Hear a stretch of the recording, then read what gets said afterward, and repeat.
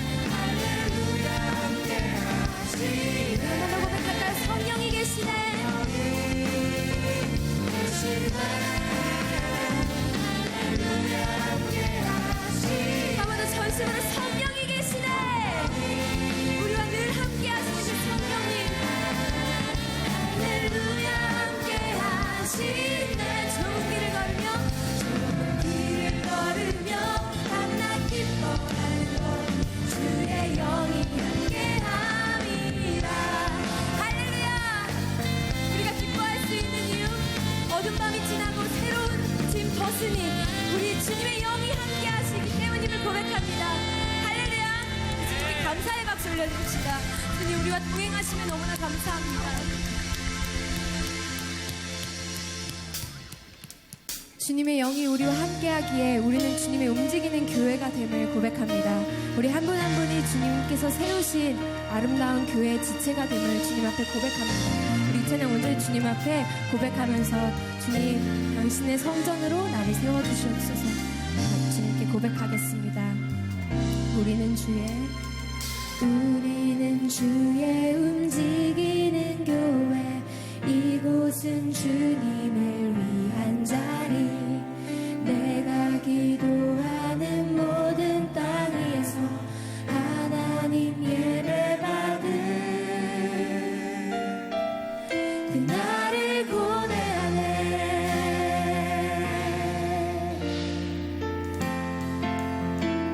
우리는 주의 움직이는 교회, 우리는 주의 움직이는 교회, 이곳은 주님을 위한 자리. 내가 기도하는 모든 땅 위에서 하나님 예배받은 나를 보내하네. 나의 노래로 주님의 성전을 지으니 높임을 받으소서. 이스라엘의 찬송 중 거하신 주님은 거룩하십니다. 두 손 들어 주님의 보좌를 흔들고 온 맘 다해 경배하리. 구름 날개 사이에 임하신 것처럼 내 위에 임하소서. 우리 한 번 더 이 찬양 같이 고백하실 때 우리 마음의 손을 얹고 함께 고백할까요?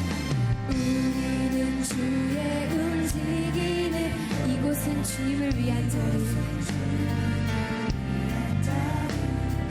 내가 기도하는 모든 땅 위에서 하나님 예배받은 우리 그날을 함께 고대합시다. 나의 노래로 주님의 성전을 지으리. 주님의 성전을 지으리. 높임을 받으소서. 이스라엘의 찬송 중 거하신 주님은 거룩하십니다. 두 손 들어 주님의 보좌를 들고 맘 다해 경배하리. 구름 날개 사이에 임하신 것처럼 내 위에 임하소서. 하나님 우리가 이곳에 섰으니 이 땅을 치유하소서. 하나님 우리가 어디에 있든지 주를 높이리라.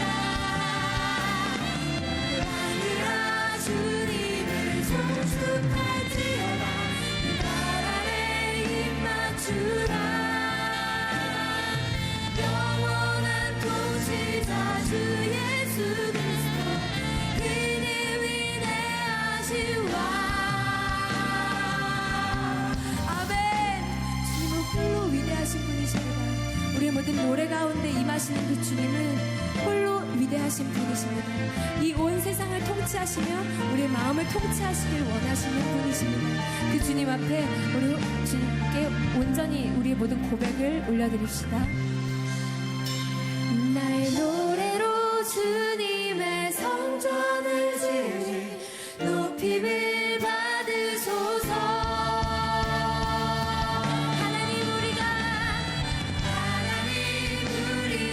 이곳에 섰으니 나를 치유하소서. 하나님 우리가 어디에 있는지 주로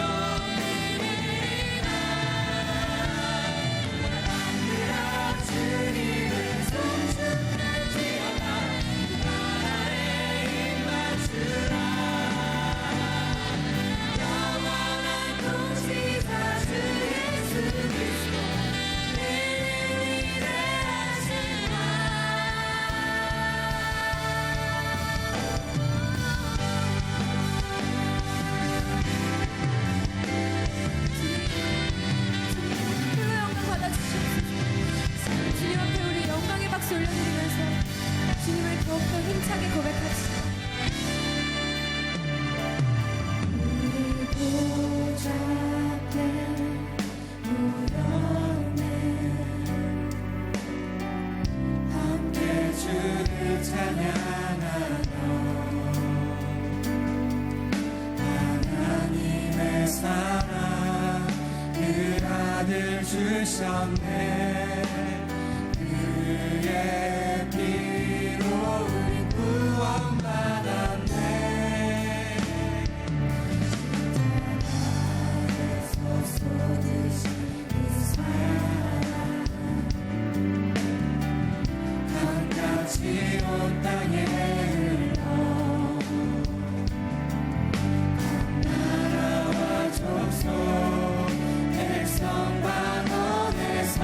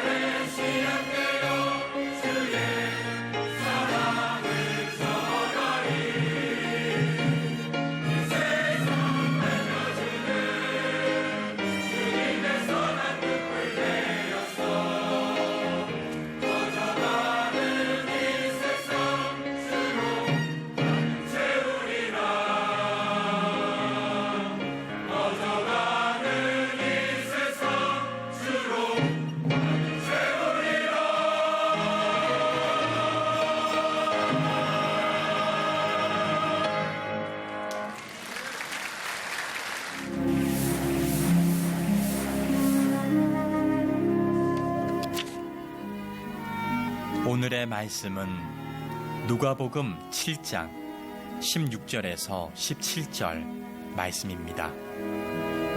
모든 사람이 두려워하며 하나님께 영광을 돌려 이르되 큰 선지자가 우리 가운데 일어나셨다 하고 또 하나님께서 자기 백성을 돌보셨다 하더라.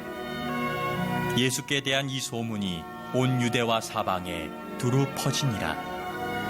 아멘. 만약에 인간에게 죽음이라고 하는 문제를 극복하고 해결할 수 있다고 한다면 우리가 살아가면서 겪는 고통과 두려움들을 많이 이길 수 있을 거라고 생각합니다. 예컨대 굶어 죽지 않기 위해서 돈을 버는 일을 할 필요도 없을 것이고 질병으로 인해서 내가 죽을 것이라고 하는 두려움도 갖지 않게 될 것이고 사고와 여러 가지 염려 속에서 우리가 자유할 겁니다. 그러나 어느 누구도 아무리 완벽하고 훌륭한 사람도 인류 역사상 이 죽음의 문제를 해결해 본 사람이 없습니다. 그렇게 많은 의사와 의학이 존재하지만 의학적으로 죽음의 문제는 아무도 해결하지 못합니다. 그런데 오늘 성경에 예수님이 이 죽음의 문제를 건드리십니다.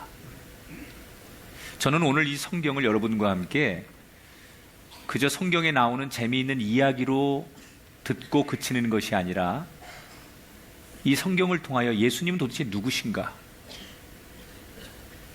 누구시기에 그 누구도 건드리지 못하는, 해결하지 못하는 죽음의 문제를 건드리고 해결하실까? 그래서 오늘 성경을 우리가 도대체 예수님이라는 분은 어떤 분일까? 여기에 초점을 맞추면서 오늘의 본문을 함께 나눴으면 좋겠습니다. 지난 시간에 예수님께서 가버나움에서 백부장의 믿음을 칭찬하시고 그 백부장 하인을 고치신 이야기를 여러분과 함께 나누었습니다. 이제 예수님께서는 가버나움 백부장의 사건을 뒤로하고 다시 복음을 전하기 위해서 걸음을 재촉하시면서 나인성이라고 하는 지역에 들어가시게 됩니다. 이때는 이미 예수님 곁에 예수님을 따르고 배우는 많은 무리들이 마치 지금의 팬클럽처럼 예수님이 가는 곳마다 사람들이 그 예수님의 이동 경로를 같이 따라가고 움직이는, 그래서 예수님 곁에 늘 무리들이 예수님을 쫓아가고 있었습니다. 나인이라고 하는 이 동네의 이름은 기쁘다, 즐겁다 이런 뜻을 가지고 있습니다. 그런데 그 동네의 뜻과는 다르게 예수님께서 그 나인성이라고 하는 동네 입구에 딱 다다랐을 때 예수님은 충격적인 소리와 충격적인 장면을 보시게 됩니다. 누가복음 7장 12절에 함께 보도록 하겠습니다. 성문에 가까이 이르실 때 사람들이 한 죽은 자를 메고 나오니 이는 한 어머니의 독자요 그의 어머니는 과부라. 딱 그 동네 성 입구를 들어가려고 하는데 저쪽에서 통곡하고 애곡하면서 한 무리들이 성 밖으로 관을 메고 나오고 있었어요. 사연을 들어보니 나인성이라고 하는 이 동네에 사는 한 과부가 남편을 잃고 평생 외아들 하나를 의지하고 애지중지 키워서 이제는 성인이 되어 그 아들이 오히려 남편 대신에 든든한 기둥이고 의지할 수 있는 그런 아들이라고 자랑스러워하며 그 아들을 바라보는 기쁨으로 살던 이 과부가 자기의 마지막 희망이었던 젊은 외아들이 죽어서 그 시신을 메고 장사를 지내기 위해 운구를 하고 있는 거예요. 여러분, 이 과부가 남편을 잃었을 때보다 아들을 잃었을 때 슬픔이 더했을 거예요.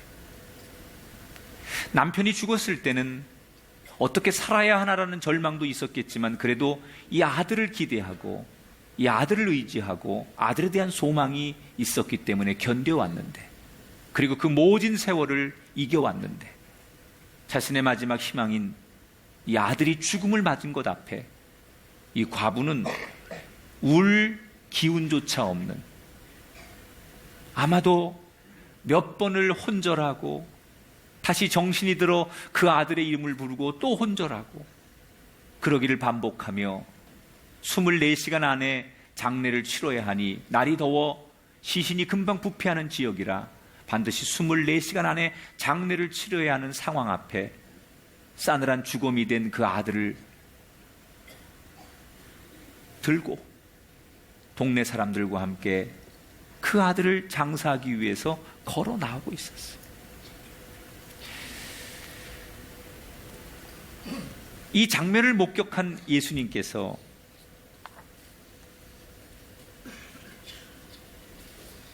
딱 마주한 그 과부에게 한마디를 하십니다. 여러분이 만약에 이 상황에 부딪히게 되고 직면하면 무슨 말로 위로를 하겠습니까? 예수님께서 이 기가 막힌 상황과 사연을 듣고 마주한 그 불행한 여인에게 한마디를 던지십니다. 누가복음 7장 13절입니다. 주께서 과부를 보시고 불쌍히 여기사 울지 말아라 하시고. 문자적으로 보면 위로하는 거예요. 울지 마세요. 그러나 문자 이면에 예수님께서 울지 말아라고 한 그 속에는 예수님의 주고 싶은 메시지가 있었던 거예요. 여러분, 사람이 줄 수 있는 위로라는 건 뭡니까? 차라리 우십시오. 그 가슴에 슬픔과 한이 눈물로 다 씻겨가도록 실컷 우십시오. 통곡하십시오. 그리고 같이 울어주는 게 인간의 위로예요. 그것밖에 인간은 할 수 없어요. 그런데 예수님께서는 어떻게 자식이 죽었는데 기가 막힌 이 상황에서 울고 있는 여인에게 울지 말라고 말씀하실 수 있을까? 그게 무슨 위로일까? 왜 울지 말라고 말씀하신 걸까? 인간의 눈으로 보면 울어야 되는 상황이고 이 문제는 아무도 접근하고 해결할 수 없는 문제지만 예수님은 이미 마음속에 네 아들을 내가 다시 살리겠다. 너희들이 해결하지 못하는 죽음의 문제를 내가 해결하겠다. 이런 예수님의 의지와 마음의 고백을 드러내신 거예요. 오늘 성경을 자세히 읽어보면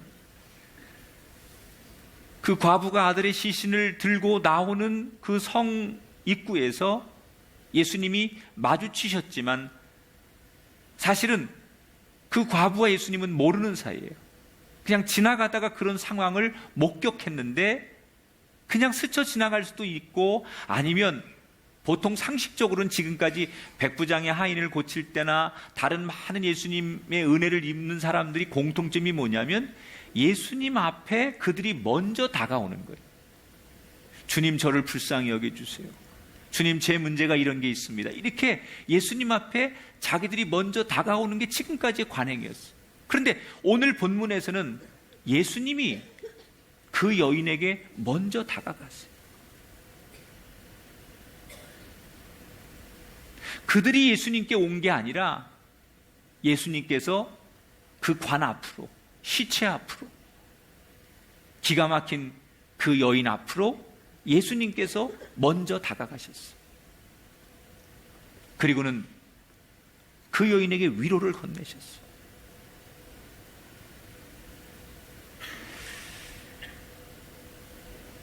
여러분, 저는 지금 탈진하고 혼절하고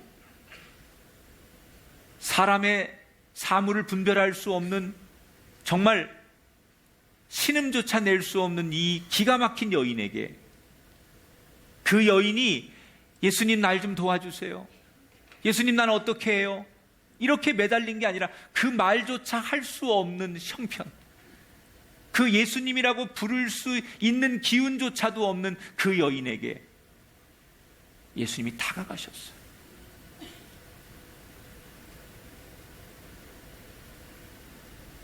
나는 이 예수님이 오늘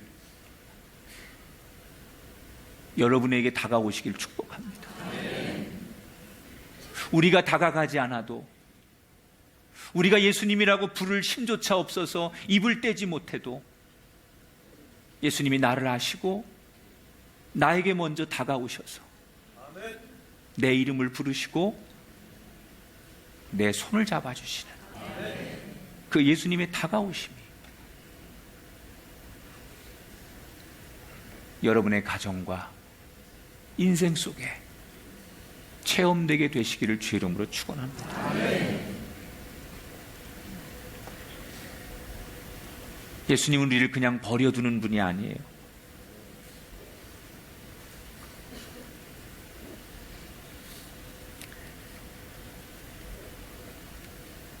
다가가셔서 어떤 말로도 위로가 되지 않을 그 여인에게 예수님이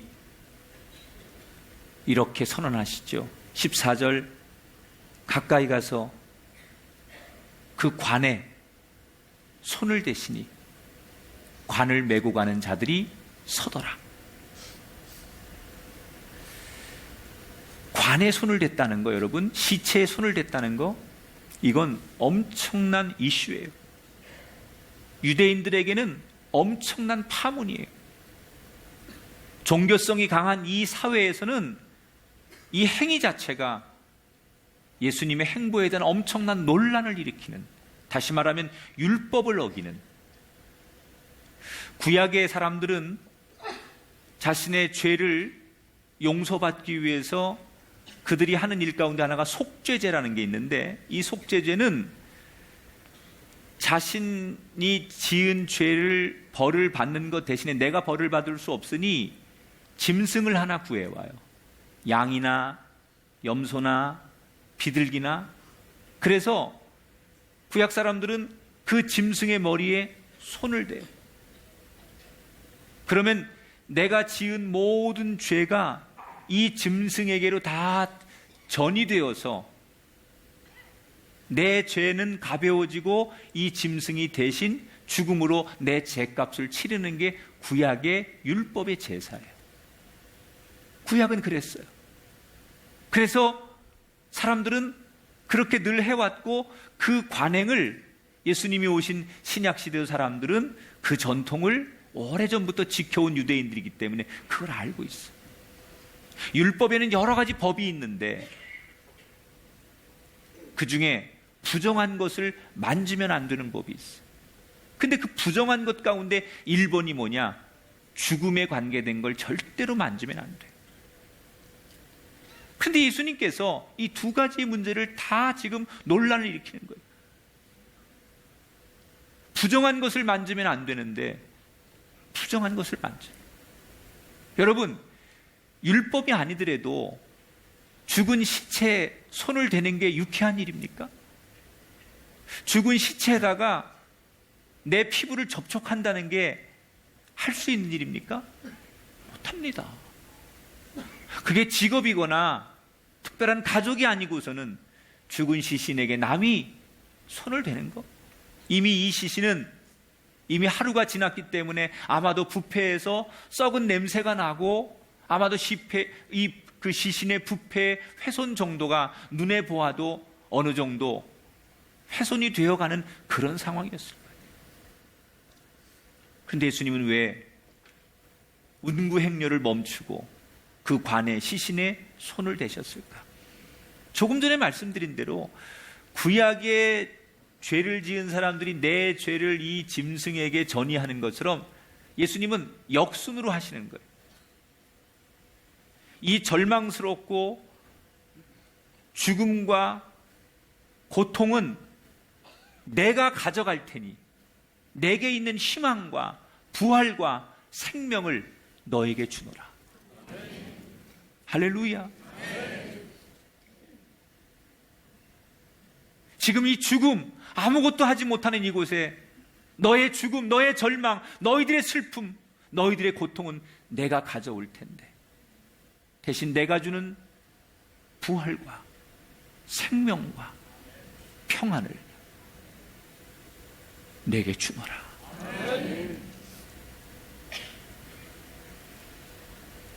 그래서 예수님은 그 시체에 손을 대시는 거예요. 예수님께서 이 나인성 과부의 아들을 다시 살리는 이 이야기를 통해서 보통 다른 치유의 이야기와 두 가지가 달라요. 첫 번째는 오늘 본문 전에 백부장의 이야기에는 백부장이 자기 하인을 불쌍히 여겨서 죽어가는 병든 하인을 고쳐주기 위해서 예수님께 사람을 보내서 예수님이 오신다고 하니 뭐라고 말해요? 예수님 오실 필요 없습니다. 당신이 그곳에서 이곳에 오지 않아도 말씀만으로도 내 하인이 나을 줄 믿습니다. 그러니까 예수님께서 이 백부장의 이야기를 듣고서 세상에 유대인들 가운데도 이런 믿음이 없는데 눈으로 확인하고 손으로 만져야 믿고 안수받아야 그게 기도라고 생각하는 유대인들의 믿음에 비하면 보지 않고 믿는 이방인이지만 백부장 당신의 믿음이 얼마나 대단한 줄 내가 알아. 그래서 예수님께서 사실 백부장의 집에 방문하지도 않고 그 백부장 하인을 안수하고 만져주지도 않고 정말 예수님께서 그 먼 곳에서 그 동네에 가지 않고 그래 네가 말한 대로 네 믿음대로 내 하인의 병이 나을지어다. 그래서 백부장 하인의 병이 고쳐진 거 아니에요? 원거리에서. 그런데 오늘 본문은 예수님께서 그 가까운 곳에서 육안으로 보시고 그 시신에 손을 대셨어요. 어제 백부장처럼 어제의 사건처럼 그냥 그 시신을 바라보면서 말씀만으로도 청년아 일어나라 달리다굼 이렇게 말씀하셔도 될 텐데 왜 그 시신에 그 관에다가 손을 대시며 그러셨을까? 하나님은 원거리든 단거리든 그게 문제가 되시는 분이 아니라는 거예요. 가까이 있다고 해서 다 되고 멀리 떨어져 있다고 해서 안 되는 것도 아니고 멀리 있다고 되고 가까이 있다고 안 되는 것도 아니고 하나님은 멀리 있든 가까이 있든 하나님이 행하시면 우리가 어느 곳에 있든지 우리의 삶이 하나님의 은혜 가운데 거할 수 있다는 거예요. 여러분이 이곳이 아닐지라도 여러분의 삶이 이것보다 더 어렵고 곤고하고 여러분의 가족과 자녀와 여러분의 사랑하는 사람들이 그 어느 곳에 있을지라도 하나님이 지금 예배하는 우리 가운데 임하셨던 이 은혜만큼 여기에 임했던 이 기적만큼 하나님께서 그 어느 곳에 있든지 우리의 사랑하는 가족과 우리가 기도하는 영혼들을 향하여 동일한 은혜를 주실 줄 믿습니다. 멀리 있지만 하나님은 어느 곳에 있든지 우리에게 치유의 손길을 은혜의 손길을 베푸실 수 있는 하나님이라는 거예요. 두 번째, 왜 율법을 어겨가면서 법을 어겨가면서까지 선을 행하실까? 아까 말한 대로 법은 법대로 지키면서 예수님이 그렇게 하실 수 있는 분이니까 백부장의 하인을 고친 것처럼 만지지는 말고 안 됐구나, 북률하구나, 불쌍하구나, 당신의 사연을 들으니 내가 도와줘야겠구나. 그래서 예수님께서 말씀으로 아들아 일어나라 이렇게 말해도 될 텐데 왜 굳이 거기 많은 유대인들이 하나님의 율법을 어기는 그 모습을 보도록 논란이 되도록 그 시신에 손을 대신 걸까?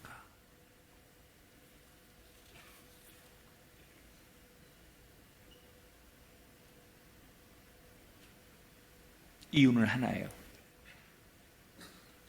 사랑이 너무 크기 때문에.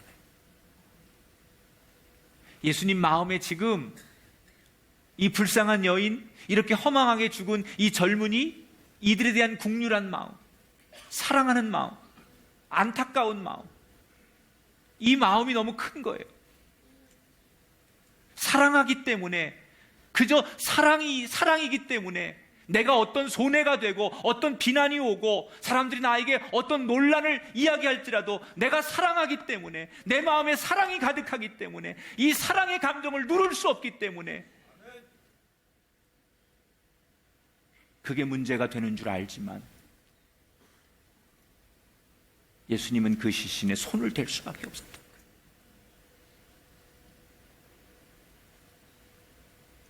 여러분, 사랑이 뭡니까? 사랑은 두려움을 이겨내게 하는 게 사랑이에요. 우리가 천사의 말을 할지라도 사랑이 없으면 그건 아무것도 아니라고 했어요. 여기 예배를 드리고 선교를 하고 우리가 봉사를 하고 아무리 세상에서 멋있는 일을 하고 기도를 많이 할지라도 우리 안에 주님 주신 이 사랑이 없다면 우리의 금식, 우리의 예배, 우리의 선교 아무것도 없어요. 너무 사랑이 크면, 그 사랑이 너무 넘쳐나면 지금 뒤에 일어날 일에 대한 두려움이 없어요. 내가 율법을 어기는 이 문제로 인해서 어떤 어려움이 오는 거 알지만, 머리로는 알지만 가슴에 있는 사랑이 머리에 있는 이성을 지배하는 거예요. 나는 그 사랑이 우리의 가정에, 여러분의 메마른 인생에 부어지게 되길 축복합니다.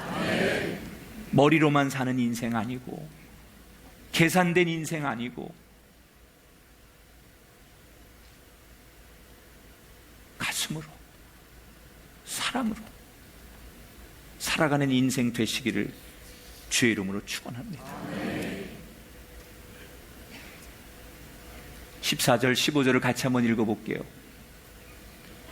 예수께서 이르시되 청년아 내가 내게 말하노니 일어나라 하시매 죽었던 자가 일어나 앉고 말도 하거늘 예수께서 그를 어머니에게 주시니.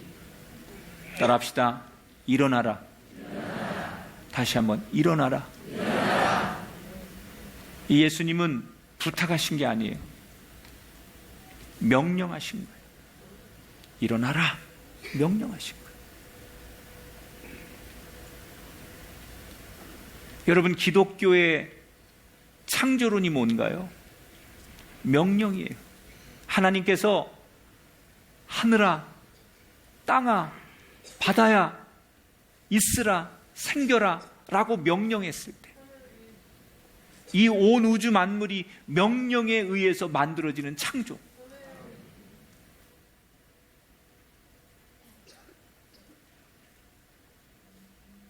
협상이 아니에요. 부탁이 아니에요. 명령이에요. 일어나라.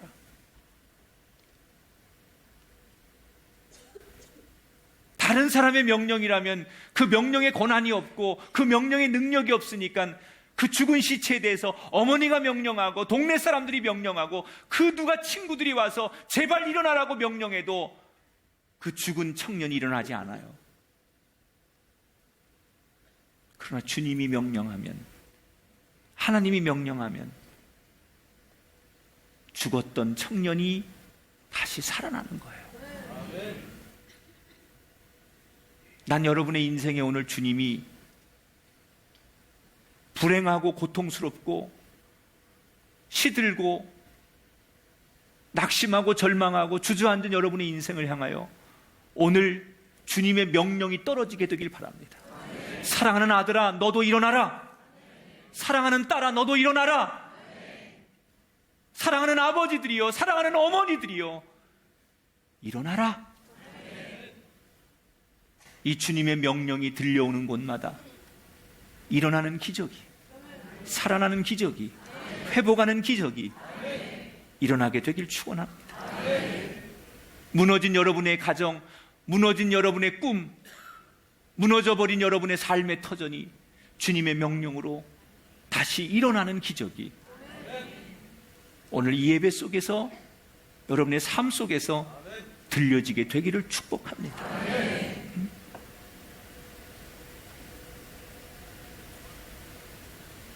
저는 사실 오늘 여러분에게 이 드라마틱한 이야기를 설교하는 이야기로 오늘 설교를 하고 싶지 않았어요. 진짜 내가 하고 싶은 이야기는 이 얘기예요. 지금부터 하는 얘기예요. 앞에 이야기는 너무나 잘 아는 이야기예요. 제가 설교하지 않아도 여러분이 앞에 이야기, 나인성 과부가 예수님의 명령 때문에 살아난 이야기는 누구에게나 들을 수 있는 설교예요. 그러나 내가 진짜 하고 싶은 이야기, 주님이 오늘 저에게 주시는 진짜 메시지는 지금부터예요. 사람은 문제가 해결된 이후가 문제가 될 때가 더 많아요. 성경에 이런 얘기가 있어요. 예수님께서 10명의 문둥병자에게 너희들의 그 병든 몸을 제사장에게 가서 즉시 보여라 라고 명령하십니다. 그 문둥병자들이 예수님 명령하니까 예 라고 제사장에게 자신의 몸을 보이기 위해서 갑니다. 그런데 예수님 말씀에 순종하러 가는 도중에 그 10명의 문둥병자가 다 고침을 받습니다. 고침을 받았는데 그 10명 중에 사마리아인 문둥병 환자만 예수님께 돌아와서 예수님 감사합니다. 당신이 말씀한 대로 내가 순종하고 제사장에게 몸을 보이러 믿음으로 행했더니 가는 도중에 내가 고침을 받았습니다. 감사합니다. 감사합니다. 당신을 찬양합니다. 그리고 돌아왔어요. 그때 예수님께서 이 사마리아 문둥병자를 축복하시고 뭐라고 마지막 고백을 하십니까? 나머지 9은 어디 있느냐? 그 나머지 9명의 유대인은 어디 있느냐? 이렇게 물으세요. 여러분, 많은 그리스도인들이 믿음 가운데 신앙생활을 하다가 자신의 인생과 가정의 문제가 해결되면 정말 많은 사람들이 어떤 결과를 이야기하느냐? 우연히 문제가 잘 해결됐습니다. 운이 좋게 문제가 잘 해결됐습니다. 때가 되어서 문제가 해결되었습니다. 아니, 내가 노력해서, 내가 열심히 해서, 내가 지혜롭게 했더니 이 문제가 해결됐습니다 라고 말하거나 생각해요. 하나님께서 어떤 인생의 문제를 해결해 주셨는데 남는 게 하나님의 은혜요, 하나님의 찬양이 아니라 그 문제를 해결해 준 하나님은 없고 나나 세상의 논리만 그 문제가 해결된 기적 뒤에 남더라는 거예요. 오늘 과부는 예수님께 은혜를 입었습니다. 죽었던 자식이 다시 되살아나는 경험을 했습니다. 그리고는 이 여인에게 뭐가 남느냐? 마지막에 한 가지만 남아요. 보세요. 이 한 가지가 뭔가? 16절입니다. 모든 사람이 두려워하며 하나님께 영광을 돌려 이르되 큰 선지자가 우리 가운데 일어나셨다 하고 또 하나님께서 자기 백성을 돌보셨다 하더라. 이 과부가 문제가 해결되고 나서 남는 게 뭐예요? 하나님을 찬양하고 예수님에 대한 이야기밖에 없어요. 내 얘기는 없어요. 자기 얘기는 없어요. 자기의 의의는 없어요. 자기의 똑똑함, 세상의 운, 자랑 이런 건 없어요. 하나님이 하셨습니다. 주님이 우리에게 오셨습니다. 주님께 은혜를 입었습니다. 기가 막힌 이 사건 뒤에 남는 열매는 오직 주님을 노래하고 하나님을 높이는 이 한 가지만 남더라는 거예요. 그랬더니 어떤 결과가 와요? 17절에 보니까 예수께 대한 이 소문이 온 유대와 사방에 두루 퍼지니라.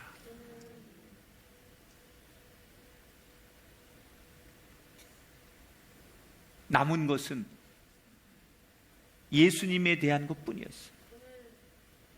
얼마나 많은 사람들이 자기 인생이 성공하고 문제를 넘고 나면 남는 건 자기 자랑인 줄 몰라요. 내가 뛰어나서 능력이 있어서 이런 결과가 왔다고. 자녀가 좋은 대학을 가고 자녀가 정말 세상에서 잘 됐을 때 그 속에 하나님의 은혜와 하나님의 은총을 자랑하는 게 아니라 자기를 자랑하고 자녀를 자랑하고 내가 자녀를 잘 교육했고 내가 똑똑하게 낳았고 우리 아이가 열심히 했노라고 자기들의 의의를 드러내고 자기들을 자랑하지, 하나님이 기적을 베풀고 하나님의 은혜를 주셨고 하나님이 보호하셨다는 얘기는 아무것도 남지 않더라는 거예요. 하나님은 오늘 우리에게 나인성 과부에게 주셨던 은혜를 베푸시는 건 문제도 되지 않아요.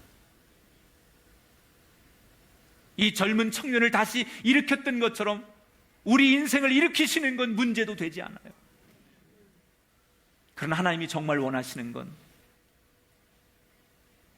우리가 놀라워하는 이벤트가 아니에요. 이 사건 뒤에 우리가 뭘 고백할 수 있느냐를 원하시는 거예요. 여러분, 우리는 하나님 앞에 너무나 큰 은혜를 입었습니다. 구원의 감격을 맛본 사람들입니다. 우리가 은혜를 입고 응답을 받고 구원을 체험한 사람인데 우리에게 남아있는 게 뭡니까? 여전히 내 의입니까? 내가 잘해서 장로가 되고 내가 잘해서 똑똑해서 교회가 부흥되고 내가 훌륭해서 목사가 되고 내가 잘해서 이렇게 유명한 사람이 되었고 나만 남습니까? 아니면 내 사역 뒤에 내 삶의 신앙의 여정 뒤에 하나님이 남아있습니까? 오늘 이야기는 거기에 초점을 맞춰야 돼요. 주님은 오늘도 우리에게 동일한 기적을 행하실 수 있어요. 무너진 여러분의 인생, 삶의 터전을 말씀 한마디로 일으켜 세우실 수 있어요. 그 기적에 열광하지 마십시오. 그 기적 뒤에, 오히려 그 기적이 지난 뒤에 남아있는 이야기에 관심을 가지셔야 돼요. 축복합니다. 여러분의 삶의 여생 뒤에 하나님의 은혜, 하나님의 소망,